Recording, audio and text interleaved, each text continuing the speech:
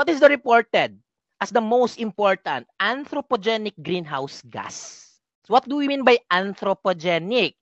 Anthro, di ba? Meaning to say, this is human-induced. So tayo po, mga humans, ang may kadahilanan na nagkakaroon itong greenhouse gas na ito. Okay? Again ha, anthropogenic, human reasons. Okay? Tayo po ang mismong nagka-create nitong greenhouse gas na ito. Ano ito? And tingnan natin. Anong sagot dito? This is carbon dioxide. Bakit carbon dioxide? Di ba? Lahat po, when if we specifically tackle more about greenhouse gases, siya lang po yung pinaka madami.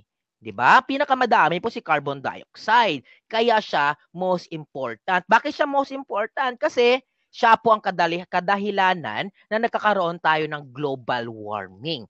Okay? And because of that global warming, we are experiencing what?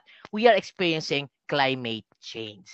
And bakit siya tinawag as the most important anthropogenic greenhouse gas? Okay?